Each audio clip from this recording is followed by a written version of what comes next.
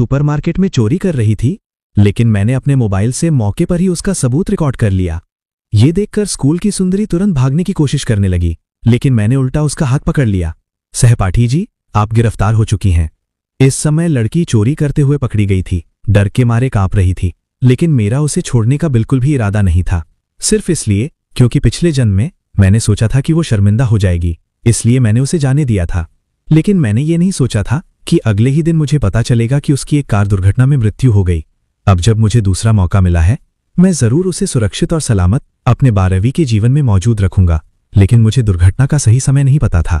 दिल में चुभे उस कांटे को निकालने के लिए आज उसे यहीं रात भर रोकना पड़े तो भी चलेगा, बस वो आज का दिन सुरक्षित निकाल ले। इसलिए इस बार मैंने उसे जाने नहीं दिया, बल्कि उसे खींचकर एक सुनसान कोने में ले गया। फिर चेहरे पर शरारती मुस्कान के साथ मोबाइल निकाला और अभी की रिकॉर्डिंग चलाने लगा।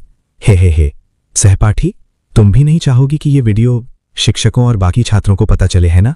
ये सुनकर लड़की का चेहरा और भी लाल हो गया। उसकी नम बड़ी बड़ी आंखें चुपचाप मुझसे विनती कर रही थीं, लेकिन मैं इस चाल में बिल्कुल नहीं आने वाला था। मैंने सीधे अपना दाया हाथ आगे बढ़ाया।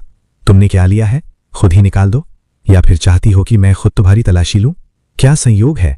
सहपाठी लिन, ये सुपरमार्केट मेरे पिताजी का है। लिन निएंचू ने सिर उठाया। उसकी आंखों में पहले ही आंसुओं की चमक उभर आई थी, लेकिन उसने एक भी शब्द नहीं कहा। उसने अपने बैग में रखी हुई तीनों ब्रेड निकाल कर रख दी। मैं थोड़ा हैरान रह गया। उसने जो लिया था वे सब सबसे सस्ती ब्रेड थी। चोरी तो कर ही ली थी, तो कुछ महंगा और स्वादिष्ट भी ले सकती थी। एक चिकन लेग या सॉसेज ही ले लेती। फिर मैंने उसके बैग की सारी चीजें मेज पर उलट दी। किताबें, गर्मी की छुट्टियों का होमवर्क, स्टेशनरी और एक फटा हुआ पेंसिल बैग, साथ ही एक सफेद सैनिटरी पैड भी। लिन निएंचू का चेहरा तुरंत पीला पड़ गया। वो फौरन आगे दौड़ी, सैनिटरी पैड को कसकर अपनी हथेली में छिपा लिया। फिर जल्दी से सारी चीजें वापस बैग में भरने लगी, लेकिन उसे उम्मीद नहीं थी कि बैग की पट्टी सीधे टूट जाएगी। मैंने तो बस 3 ब्रेड ही ली थी। वो बेहद बेबस नजरों से मुझे घूरने लगी, जिससे उसका मासूम चेहरा और भी दयनीय लग रहा था। मैंने भी सीधे उसे घूर कर देखा। क्या बात है, अब तुम मुझ पर ही गुस्सा दिखा रही हो? मैंने जानबूझकर उसके बैग की टूट फूट को नजरअंदाज किया और बैग फिर से छीन लिया। फिर यूं ही मेज पर फेंक दिया। क्या मैं इतना आसानी से बेवकूफ बन जाऊंगा? बैग लेकर अंदर आई और कह रही हो कि सिर्फ 3 सबसे सस्ती ब्रेड चुराई हैं। ये कहते हुए मैं धीरे धीरे उसकी ओर बढ़ने लगा। वो घबराकर अपने छोटे हाथ सीने के सामने समेटकर खड़ी हो गई। मैंने नीचे उसकी जैकेट की ओर देखा। यहां तो कुछ उभरा हुआ लग रहा है। क्या अभी भी कुछ छिपा रखा है? उसने तुरंत दोनों हाथों से अपना सीना ढक लिया।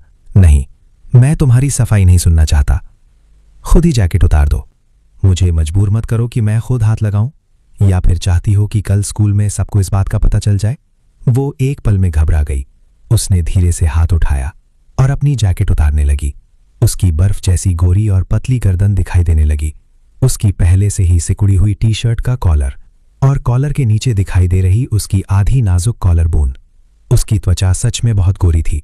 मुझे पहली बार पता चला कि कपड़ों के अंदर की जगह इतनी ढीली हो सकती है। लिन निएंचू की आंखें लाल हो चुकी थीं। अपमानित नजरों से उसने कहा, अब साफ दिख गया, मैंने कुछ नहीं छिपाया है। मैं फिर थोड़ा पास जाकर देखने लगा। सिर्फ उसके शरीर से आती शावर जेल की खुशबू और वॉशिंग पाउडर की हल्की महक। क्या इसके अंदर अभी भी एक और परत नहीं है? उसने हल्के से अपने होंठ काटे। ये मेरी आखिरी परत है, मैं इसे नहीं उतार सकती। मैंने सिर हिलाया और उससे ज्यादा कोई अनुचित मांग नहीं की, लेकिन मैंने एक ऐसी बात देखी जिस पर ध्यान देना जरूरी था। अगर कोई लड़की विपरीत लिंग के इतने करीब से की जा रही तलाशी का सामना करे तो उसकी आंखों में घृणा और ठंडापन होना चाहिए, लेकिन लिन निएंचू की आंखों में सिर्फ शर्म और झुंझलाहट थी। उसी क्षण मुझे समझ आ गया, लिन निएंचू मुझसे नफरत नहीं करती थी। अगर थोड़ा आगे बढ़कर सोचूं तो इससे पहले भी शायद उसके मन में मेरे लिए कुछ अच्छा भाव रहा हो, लेकिन मेरी यादों में मैंने उससे कभी बात नहीं की थी। कक्षा में भी हमारे बीच कभी नजरें तक नहीं मिली थी।